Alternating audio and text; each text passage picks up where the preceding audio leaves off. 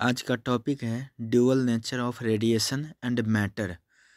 यह class 12th का physics का मॉडर्न फिजिक्स के अंतर्गत आता है। यह dual nature of radiation and matter.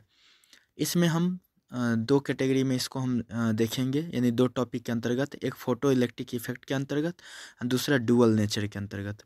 तो पहले हम बात करते हैं इसी का फोटो इलेक्ट्रिक इफेक्ट के बारे में। तो देखिए, फोटो इलेक्ट्रिक इफेक्ट के अंतर्गत हम पढ़ते हैं, लेकिन इसमें डुअल नेचर की बात है तो सबसे पहले हम डुअल नेचर के बारे में देख लेते हैं।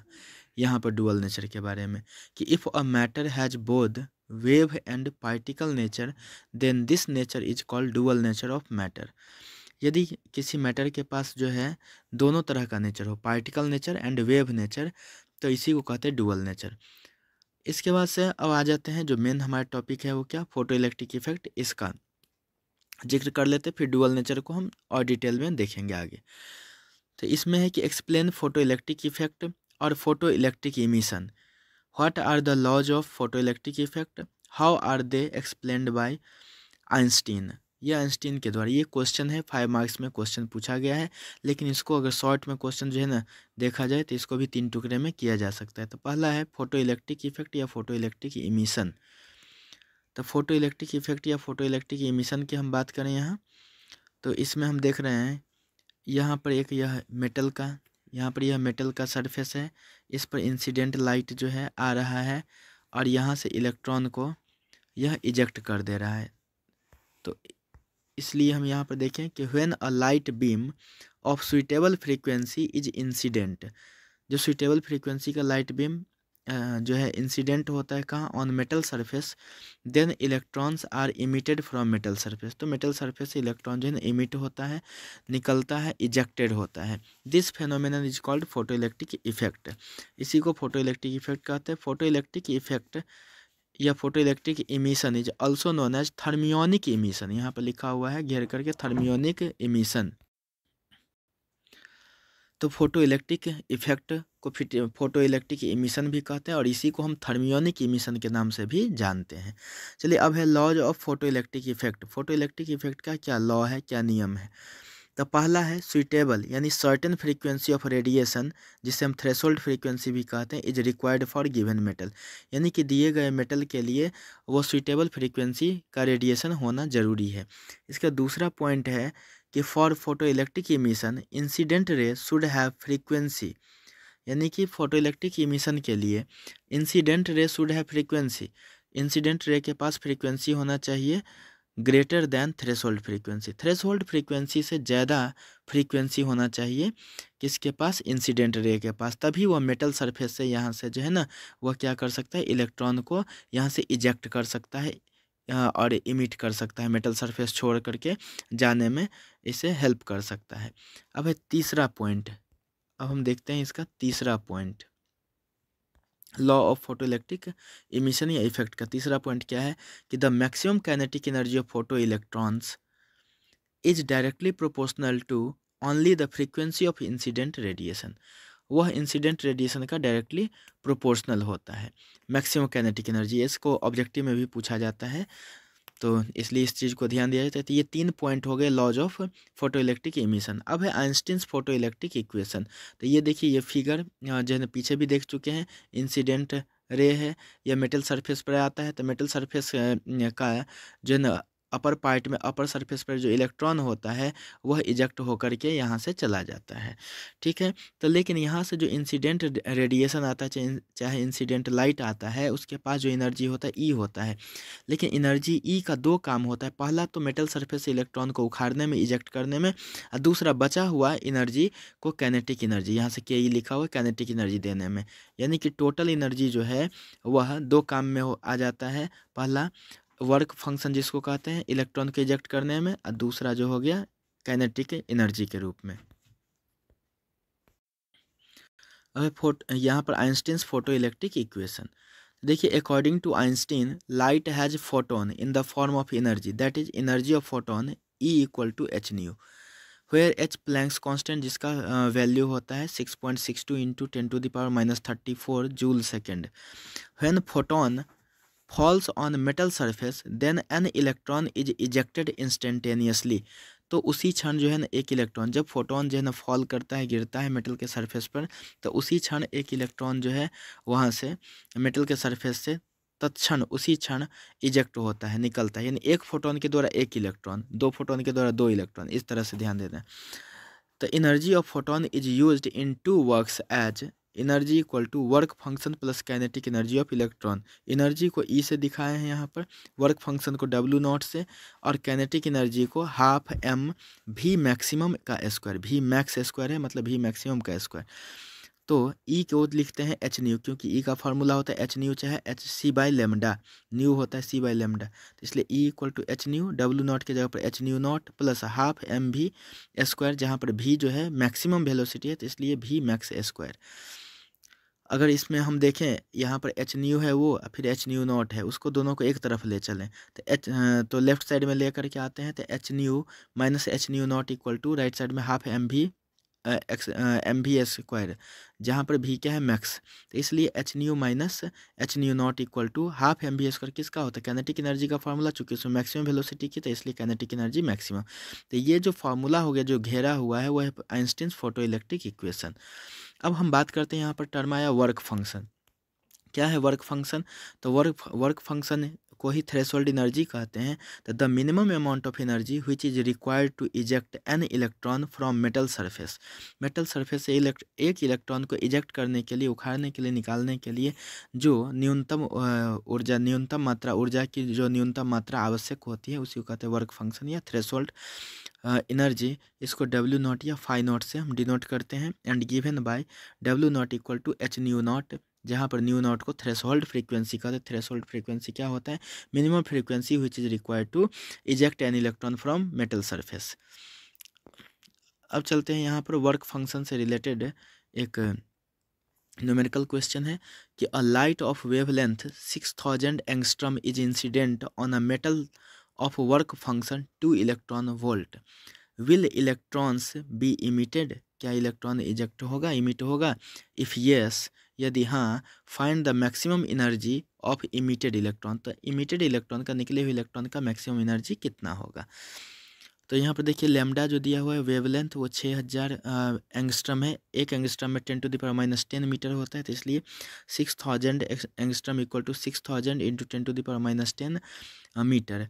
वर्क फंक्शन दिया हुआ है फाई नॉट या W0, एक ही चीज़ है, 2 इलेक्ट्रॉन वोल्ट, एक इलेक्ट्रॉन वोल्ट में होता है 1.6 इंटू 10⁻19 जूल, तो इसलिए 2 इलेक्ट्रॉन वोल्ट है तो 2 इंटू 1.6 इंटू 10⁻19 जूल, जो आ जाता है 3.2 इंटू 10⁻19 जूल, तो इसलिए फाई नॉट क्या हो गया 3.2 इंटू 10⁻19 जूल, इसको इक्वेशन फर्स्ट कहा गया।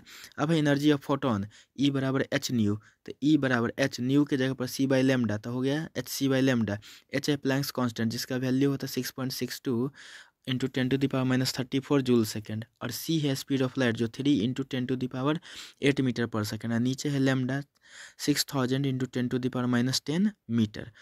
तो इसको यहाँ से कैलकुलेट कर करके किया हुआ है, फाइनल जो है ना आया कितना 3.31 इंटू 10⁻19 जूल, और इसी को हम कितने क्या लिखा यहाँ पर इक्वेशन 2, क्योंकि यह क्या था ई था, energy of photon from equation first and second. यहाँ पर क्या दिखा ई जो है एनर्जी, अगर यहाँ पर मेटल सरफेस है, मेटल सरफेस है, यहाँ पर इलेक्ट्रॉन है, यहाँ से आने वाला इंसिडेंट रे के पास एनर्जी ई है, ठीक है। तो इस एनर्जी का जो है ना दो काम होता है, एक तो इस इलेक्ट्रॉन को यहाँ से उखाड़ने में, दूसरा इसको काइनेटिक एनर्जी देने में। तो इसलिए ई जो है यह ई अगर वह ई जो है अगर ग्रेटर है किससे, तो वर्क फंक्शन से फाई नॉट से, तब तो इलेक्ट्रॉन इजेक्ट होगा, अन्यथा नहीं होगा। तो अगर यहाँ पर हम देखें तो यहाँ पर क्या है ई है 3.31 इंटू 10⁻19 जूल, और यहाँ पर फाई नॉट है 3.2 इंटू 10⁻19 जूल, तो बड़ा कौन हुआ ई हुआ सेकेंड वाला से। तो इसलिए यहाँ पर क्या है एनर्जी जो है फोटोन का वह ज़्यादा है वर्क फंक्शन से, इसलिए इलेक्ट्रॉन यहाँ से इमिट होगा। अब हम बात करते हैं यहाँ पर थ्रेशोल्ड फ्रीक्वेंसी की, किसको कहते हैं threshold frequency, the minimum frequency of incident radiation या फोटोन ड्यू टू विच, जिसके कारण an electron can be ejected, जिसे एक इलेक्ट्रॉन जो है ना निकाला जा सकता है from metal surface, metal surface से एक इलेक्ट्रॉन को निकाला जा सकता है, is called threshold frequency, it is denoted by new not. अब है फोटो इलेक्ट्रॉन्स, तो electrons emitted in photo electric effect, photo electric effect में जो इलेक्ट्रॉन इमिट हुआ या इजेक्टेड हुआ उसी को कहते हैं फोटो इलेक्ट्रॉन्स। और इसी फोटो इलेक्ट्रॉन्स का कंटिन्यूस फ्लो जो है ना फोटो करंट कहलाता है। तो the continuous flow of photo electrons per unit time, प्रति एकांक समय में फोटो इलेक्ट्रॉन्स का कंटिन्यूस फ्लो क्या कहलाता है, फोटो करंट कहलाता है। फोटो करंट डायरेक्टली प्रोपोर्शनल होता है इंटेंसिटी ऑफ लाइट का, जबकि मैक्सिमम काइनेटिक एनर्जी होता है किसका, फ्रीक्वेंसी ऑफ फोटोन का, जबकि फोटो करंट जो होता है directly proportional intensity of light का। यह भी ऑब्जेक्टिव में पूछा जाता है। अब है यहाँ से हमारे पास कि what is stopping potential, stopping potential किसको कहते हैं।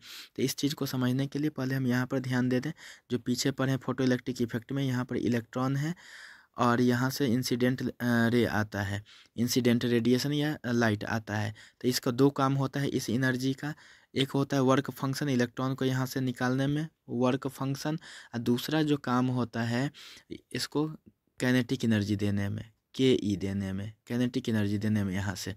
अब क्या कहा गया कि अब इसमें यहाँ पर जैसे यह मेटल सरफेस से ये निकल रहा है, तो इसमें अगर कोई बैटरी को हम ऐड कर दें, यहाँ पर कोई बैटरी ऐड कर दें, तो वह निगेटिव पोटेंशियल, जिसको एनोड पोटेंशियल कहते हैं, एनोड पोटेंशियल निगेटिव होता है, तो वह निगेटिव पोटेंशियल जो यहाँ से जो फोटो इलेक्ट्रॉन जो निकल रहा है उसको रोक दे, ठीक है ना। तो स्टॉपिंग पोटेंशियल क्या है, इस चीज़ को बाय डेफिनेशन देखते हैं कि the smallest magnitude of anode potential यानी negative potential which just stops the photo current, photo current को जस्ट रोक दे, यानी कि फोटो इलेक्ट्रॉन का ही फ्लो क्या है, फोटो करंट है। तो यानी फोटो इलेक्ट्रॉन को, फोटो इलेक्ट्रिक इफेक्ट में जो इलेक्ट्रॉन निकल रहा है उसको रोक देने वाला जो निगेटिव पोटेंशियल है, जिसे एनोड पोटेंशियल कहते हैं, उसी को स्टॉपिंग पोटेंशियल के नाम से जानते हैं। इसको भी नॉट से दिखाते हैं। और है it is measure of energy of electron, ये इलेक्ट्रॉन के एनर्जी का माप है। तो half m v square equal to E V not, E electron हो गया, इलेक्ट्रॉन पर का चार्ज, और वी नॉट यही पोटेंशियल हो गया स्टॉपिंग पोटेंशियल, जो फोटो इलेक्ट्रॉन के इजेक्शन को जो रोक दे, जितना मिनिमम पोटेंशियल निगेटिव पोटेंशियल होता है उसी को कहते हैं स्टॉपिंग पोटेंशियल। अब है क्वेश्चन कि why does thermionic emission take place from a metal surface only, thermionic emission यानी फोटो इलेक्ट्रिक इफेक्ट या फोटो इलेक्ट्रिक इमिशन, इमिशन को ही थर्मियोनिक इमिशन कहते हैं, वह मेटल के सरफेस से ही केवल क्यों होता है। तो metal has free electrons, metal has free electrons on its surface, metal के सरफेस पर फ्री इलेक्ट्रॉन होता है। This free electron require less energy to eject from metal surface, और मेटल सरफेस से इलेक्ट्रॉन को इजेक्ट करने के लिए हमें कम एनर्जी की आवश्यकता पड़ती है। Therefore thermionic emission takes place from a metal surface only, यही कोई नॉन मेटल होता है चाहे फिर कोई अदर मेटल होता है, मतलब मेटल को छोड़ करके कोई दूसरा चीज़ होता है, रिएक्टिव मेटल को छोड़ करके दूसरा सतह अगर होता है किसी चीज़ का, अन्य मेटल का भी, तो वह इलेक्ट्रॉन को वह रिलीज जल्दी नहीं करेगा, यानी कम ही एनर्जी में इलेक्ट्रॉन को इजेक्ट नहीं कर सकता। लेकिन मेटल सरफेस जो है खास करके reactive metal lithium sodium potassium rubidium ये सब जल्दी जो है ना इलेक्ट्रॉन को इजेक्ट करता है। अब है कुछ पॉइंट, इंपॉर्टेंट पॉइंट, ये सब ऑब्जेक्टिव में काम आता है। फोटोन क्या है, तो smallest energy packet of radiation, इसको फोटोन कहते हैं। The rest mass of photon is zero, ये ऑब्जेक्टिव में आता है। इसके बाद है कि the photon is neutral in charge, photon पर जो चार्ज होता है वह न्यूट्रल यानी कोई चार्ज नहीं, जीरो चार्ज होता है। The mass of moving photon is equivalent to H nu by C square, जहाँ पर सी स्पीड ऑफ लाइट है 3 × 10⁸ मीटर पर सेकेंड। इसका नेक्स्ट पॉइंट है कि the energy of photon is independent of intensity of radiation, photon का energy जो है रेडिएशन के इंटेंसिटी से इंडिपेंडेंट होता है, लेकिन फोटो करंट जो है इंटेंसिटी ऑफ रेडिएशन पर डिपेंड करता है। लेकिन यहाँ पर ये फोटोन है, तो फोटोन इंटेंसिटी पर, तीव्रता पर नहीं, विकिरण की तीव्रता पर जो है निर्भर नहीं करता, उससे स्वतंत्र होता है। इसका नेक्स्ट पॉइंट है photons are not deflected in electric and magnetic fields, electric और मैग्नेटिक फील्ड में फोटोन डिफ्लेक्ट नहीं होता है, विचलित नहीं होता है। अब है with increase the intensity of light only the number of photons increases, यानी कि लाइट की इंटेंसिटी को अगर बढ़ा दिया जाए, तीव्रता को बढ़ा दिया जाए, तीक्ष्णता को बढ़ा दिया जाए, तो केवल फोटोन की संख्या बढ़ती है, ठीक है। अब है in photon particles collision, photon particle के कोलिजन में, टक्कर में, the total energy and total momentum remains conserved, total energy और टोटल मोमेंटम जो है ना वो संरक्षित रह जाता है, सुरक्षित रह जाता है।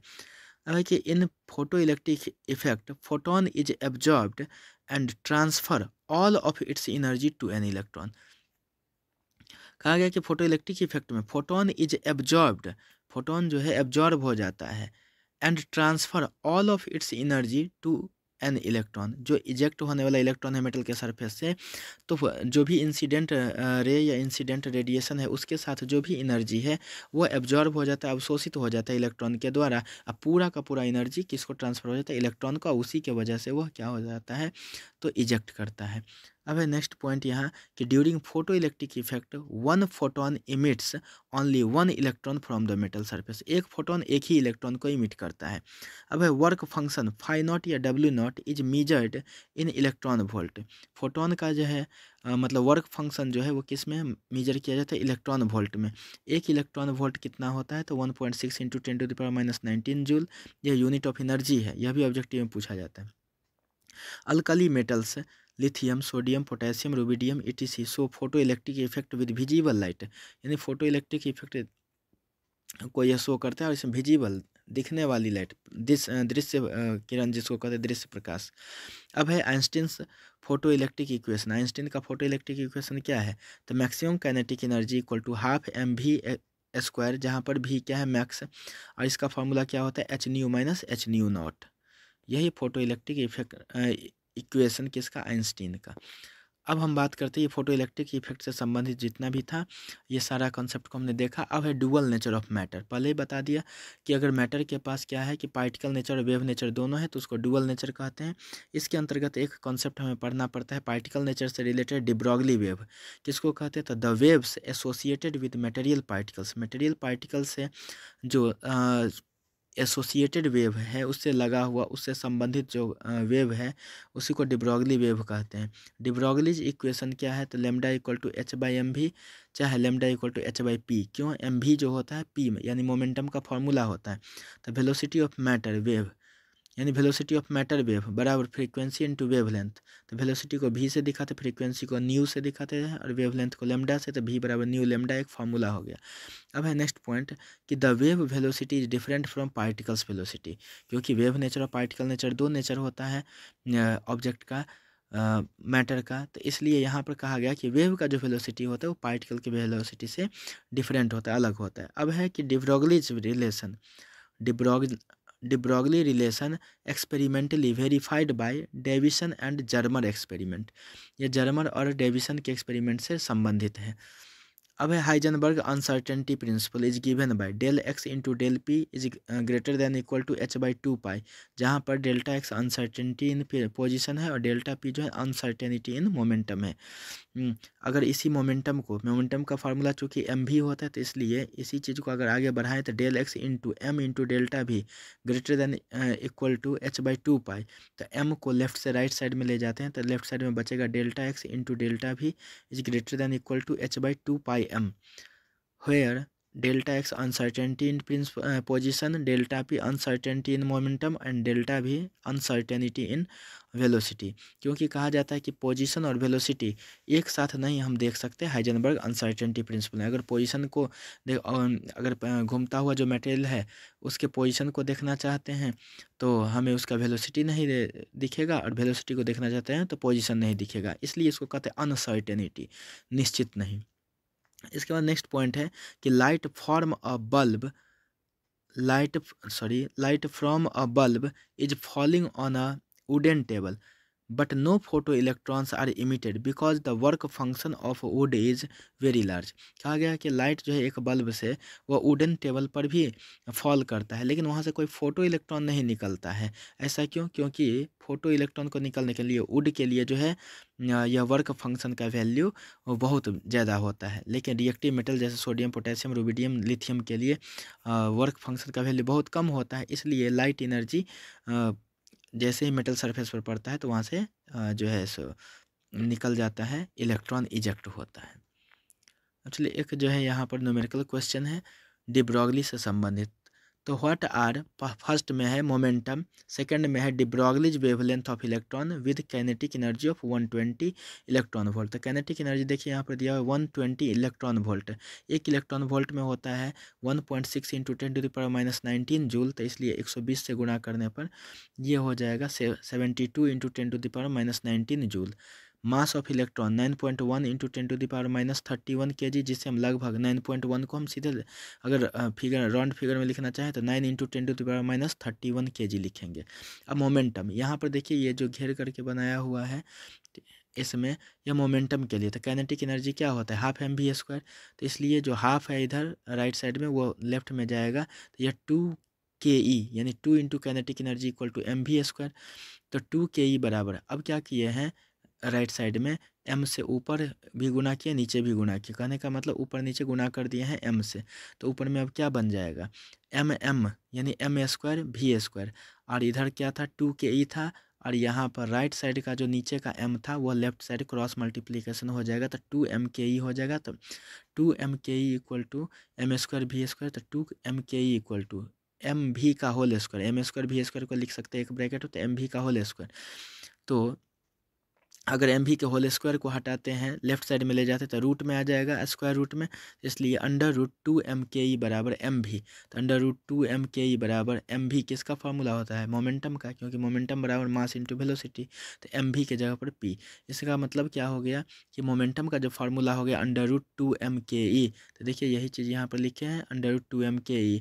अब 2 जैसे है वैसे यहाँ, इसके बाद से m का वैल्यू लगभग कितना 9 माने हैं, तो 9 इंटू 10⁻31 kg, और काइनेटिक एनर्जी सबसे ऊपर में लिखा निकाल रखे हैं यहाँ पर कितना 72 इंटू 10⁻19, तो यह जो है ना इसको सॉल्व करके कितना आ गया 3.6 इंटू 10⁻24 kg मीटर पर सेकेंड होता है मोमेंटम का यूनिट, तो इसलिए लिख दिया। अब है second number, D Broglie wavelength पूछा जा रहा था, काइनेटिक एनर्जी बराबर hc/λ, क्योंकि काइनेटिक एनर्जी एक एनर्जी है तो हाफ एम वी स्क्वायर तो फार्मूला होता है, लेकिन एनर्जी का फार्मूला hc/λ भी होता है। तो अगर यहाँ से देखा जाए तो लेमडा हमें निकालना है, तो राइट साइड से लेमडा लेफ्ट में जाएगा, तो lambda equal to hc/ right left side से ke आ गया नीचे राइट साइड में नीचे, तो hc/ke, h का h है प्लैंक्स कांस्टेंट जो 6.62 इंटू 10⁻34, और c है स्पीड ऑफ लाइट 3 इंटू 10⁸, और काइनेटिक एनर्जी 72 इंटू 10⁻19। अगर इस सब का कैलकुलेशन देखें तो इसका फाइनल जो वैल्यू आता है वो 2.586 इंटू 10⁻8 मीटर आता है। तो इस तरह से यह न्यूमेरिकल क्वेश्चन यहाँ से सॉल्व हो गया। अब हम बात करते हैं इसका कि what is de Broglie wave. देखिए डी ब्रॉगली वेव क्या है, right an expression for its wavelength. The de Broglie wave, the waves associated with material particles are called de Broglie wave. De Broglie wavelength का जो है formula लिखना है expression यानी व्यंजक, तो लेमडा इक्वल टू क्या h/p, मोमेंटम होता है p, अच्छा है h इक्वल टू एम भी, h/mv, क्योंकि p बराबर एम भी होता है, जहाँ पर m है मास ऑफ पार्टिकल, h है प्लैंक्स कांस्टेंट जिसका value 6.62 into 10⁻34 joule second, v है वेलोसिटी ऑफ पार्टिकल। चलिए अब है हम बात करते हैं यहाँ पर ऑब्जेक्टिव क्वेश्चन का, लेकिन अभी तक हमने जितना भी चीज़ देखा वो सब्जेक्टिव क्वेश्चन का था, तो पहले सब्जेक्टिव क्वेश्चन ऑब्जेक्टिव क्वेश्चन को अलग से देखते हैं।